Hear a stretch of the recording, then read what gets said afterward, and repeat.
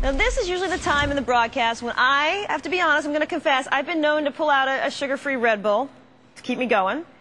And marketers realize that busy working women are a perfect target. And that is the subject of our most emailed article from the Indianapolis Star newspaper. A new drink called Celsius is being marketed to, quote, time-challenged, sleep-deprived superwomen. I fall in that category. Sleep-deprived anyway. The drink has the equivalent of 2 cups of coffee and claims to raise your metabolism by up to 12% for a 3 to 4 hour period. But are drinks like Celsius and so-called energy boosters really good for you, or are they in any way harmful? A lot of people want to know about this. Dr. Mark Siegel is an associate professor of medicine at NYU Medical School. Let's talk about this drink specifically, doctor. They bill the soda as sugar-free, it uses sucralose, and it claims to be thermogenic, including taurine, guarana, green tea, ginger. Would this actually be able to burn calories and raise your metabolism?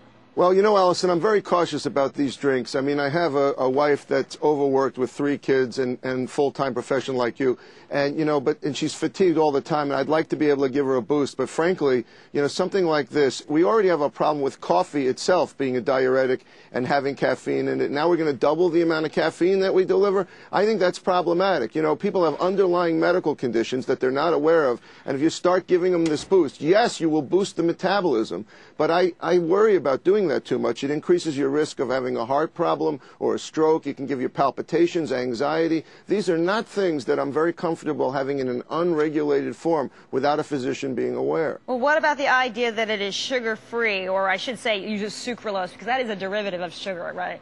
Right. That's actually the same ingredient that's in Splenda. And though the FDA has looked at that and hasn't found any problem in terms of cancer or neurological problems, still it's fairly new product. And again, you know, this would not be in a form where we'd be able to control how much of it somebody took. So I don't think that, you know, using a lot of that. See, the FDA actually can't regulate these products because they're not prescription drugs. And that takes away some of our ability to regulate it unless they've been shown or proven to be dangerous. So I'm okay with the casual use of something like this. The problem is going to be with people that start using it a lot, guzzling it. You know, frequent use of this could cause a real problem. And one thing I thought was really interesting about the Celsius was they wrote in the advertising, this drink is not recommended for kids under 12. What in the ingredients would lead to this recommendation? Well, you know, that's already, you start to see, it's the problem with mainly the caffeine. It's this double dose of caffeine. There's a lot of herbs in this drink that may actually be healthy, but again, you wouldn't know how much of this you're getting. So that's why the caution for kids. But, you know, it's not just kids. See, the real problem is, of course, that, you know, people aren't getting enough sleep and they're not exercising sufficiently. We can't put a medical Band-Aid on that in the form of a power drink. Dr. Mark Siegel, NYU School of Medicine, and author of a new book on fear called False Alarm. It's coming out next month. Maybe we'll get to talk to you about that as well. Dr. Siegel, thanks for being with us. Thanks, Allison.